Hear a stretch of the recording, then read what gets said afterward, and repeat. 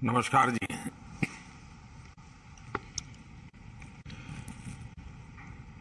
2014 के बाद से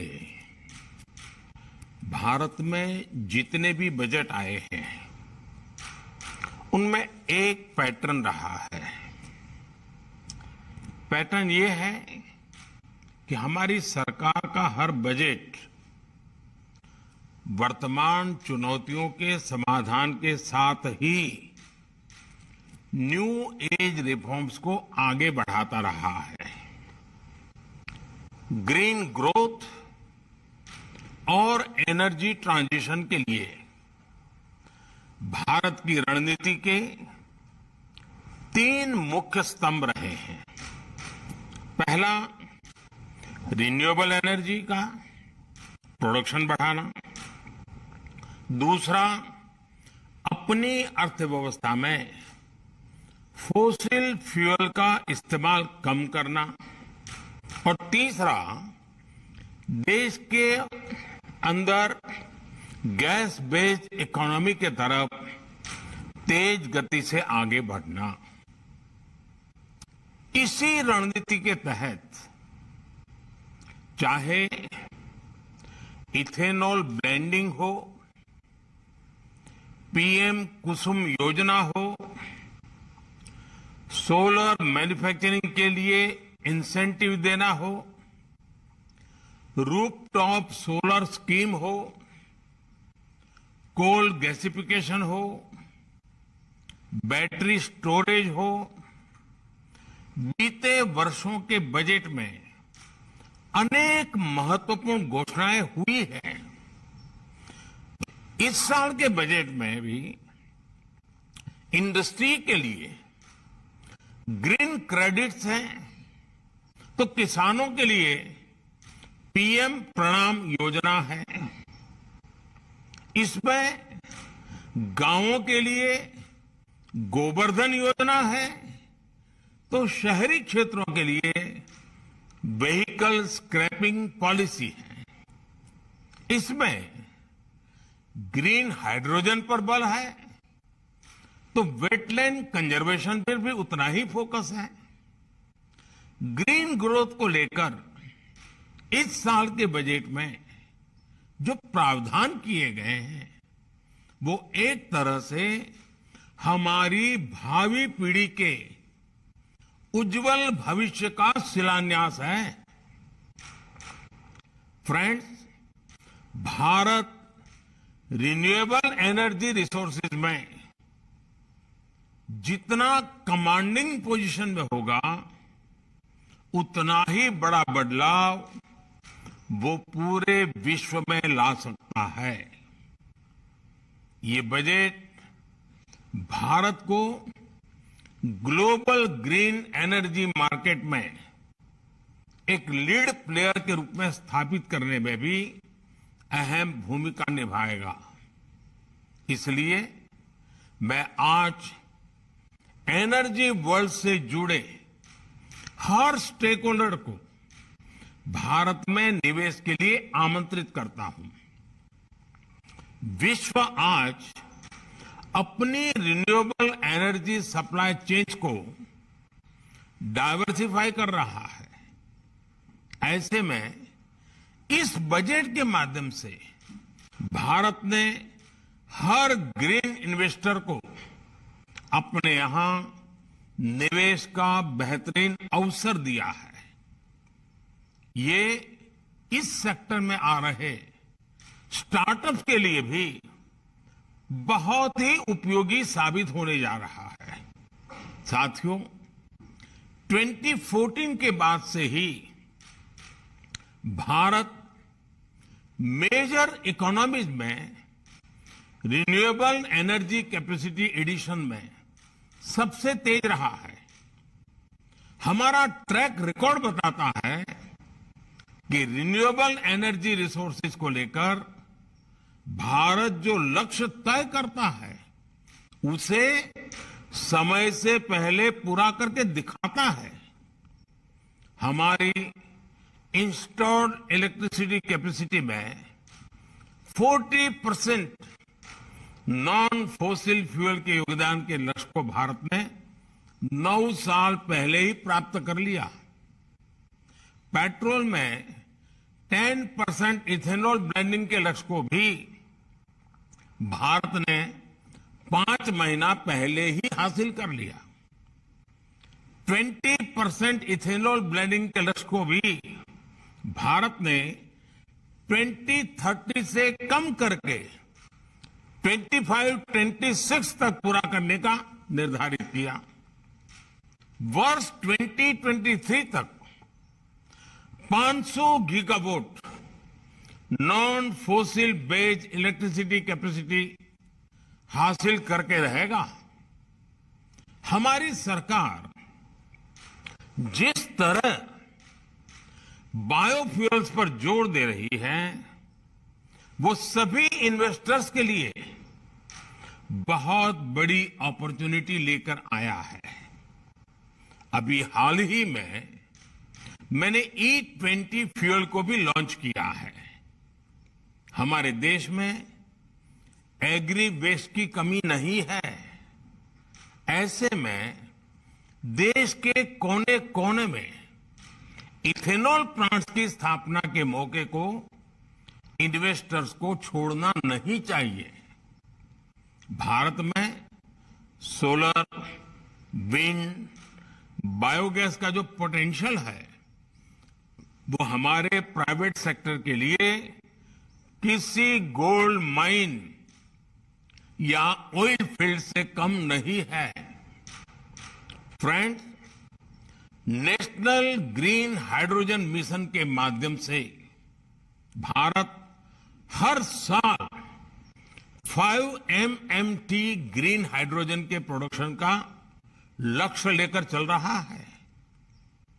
प्राइवेट सेक्टर को एनकरेज करने के लिए इस मिशन में 19,000 करोड़ रुपए से अधिक का प्रावधान किया गया है। ग्रीन हाइड्रोजन के प्रोडक्शन के साथ ही आपके लिए और भी बहुत सारे ऑप्शंस हैं, जैसे इलेक्ट्रोलाइजर मैन्युफैक्चरिंग, ग्रीन स्टील की मैन्युफैक्चरिंग, लॉन्ग हॉल ट्रांसपोर्टेशन के लिए फ्यूल सेल्स के निर्माण में भी इन्वेस्टमेंट की अनेक अपॉर्चुनिटीज आ रही है। फ्रेंड्स, भारत में गोबर से 10,000 मिलियन क्यूबिक मीटर बायोगैस और एग्री रेसिड्यू से 1.5 lakh million cubic metre gas के उत्पादन का पोटेंशियल है। इससे हमारे देश में सिटी गैस डिस्ट्रीब्यूशन में 8% तक का योगदान हो सकता है। इन्हीं संभावनाओं की वजह से आज गोबर्धन योजना भारत की बायोफ्यूल स्ट्रेटेजी का एक अहम कंपोनेंट है। इस बजट में सरकार ने गोबर्धन योजना के तहत 500 नए प्लांट लगाने की घोषणा की है। ये पुराने जमाने के गोबर गैस प्लांट की तरह नहीं होते। इन आधुनिक प्लांट्स पर सरकार 10,000 करोड़ रुपए खर्च करेगी। सरकार का वेस्ट टू एनर्जी प्रोग्राम देश के प्राइवेट सेक्टर के लिए, हमारे एमएसएमईज के लिए एक नया मार्केट बना रहा है। गांवों से निकलने वाले एग्री वेस्ट के साथ ही शहरों के म्युनिसिपल सॉलिड वेस्ट से भी सीबीजी का प्रोडक्शन उनके लिए बेहतरीन मौका है। प्राइवेट सेक्टर को उत्साहित करने के लिए सरकार टैक्स में छूट के साथ ही आर्थिक मदद भी दे रही है। साथियों, भारत की vehicle scrapping policy green growth strategy का एक अहम हिस्सा है। व्हीकल स्क्रैपिंग को प्रोत्साहित करने के लिए सरकार ने इस बजट में 3,000 करोड़ रुपए का प्रावधान किया है। आने वाले कुछ महीनों में केंद्र और राज्य सरकार की करीब करीब 3 लाख गाड़ियों को स्क्रैप किया जाना है। ये गाड़ियां 15 साल से ज्यादा पुरानी हो चुकी हैं। इनमें पुलिस जिन व्हीकल्स का उपयोग करती है वो गाड़ियां हैं। खास करके हमारे हॉस्पिटल्स में जो एम्बुलेंस हैं, हमारे पब्लिक ट्रांसपोर्ट के जो बसेस हैं, व्हीकल स्क्रैपिंग आप सभी के लिए बहुत बड़ा मार्केट बनने जा रहा है। ये रीयूज, रिसाइकल और रिकवरी के सिद्धांत पर चलते हुए हमारी सर्कुलर इकोनॉमी को भी नई ताकत देगा। मैं भारत के नौजवानों को, हमारे स्टार्टअप्स को सर्कुलर इकोनॉमी के विभिन्न माध्यमों से जुड़ने का भी आग्रह करूंगा। फ्रेंड्स, भारत को अगले 6-7 साल में अपनी बैटरी स्टोरेज कैपेसिटी को बढ़ाकर 125 गीगावाट आवर्स करना है। ये लक्ष्य जितना बड़ा है उतना ही आपके लिए इसमें नई संभावनाएं बन रही है। इसे हासिल करने के लिए लाखों करोड़ रुपए के निवेश की आवश्यकता है।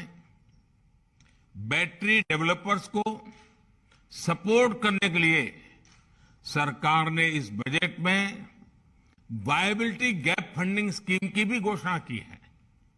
फ्रेंड्स, भारत में वाटर बेस्ड ट्रांसपोर्ट एक बहुत बड़ा सेक्टर है जिसमें आने वाले दिनों में बहुत तेजी आने वाली है।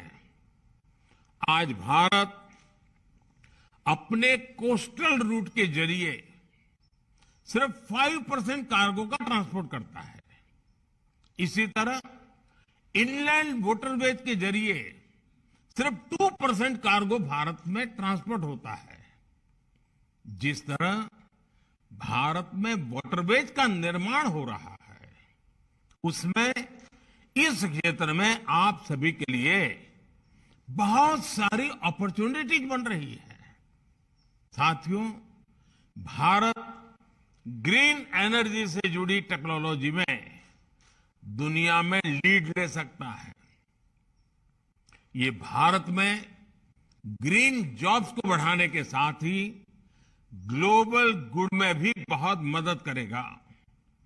ये बजट आपके लिए एक अवसर तो है ही, इसमें आपके भविष्य की सुरक्षा गारंटी भी समाहित है।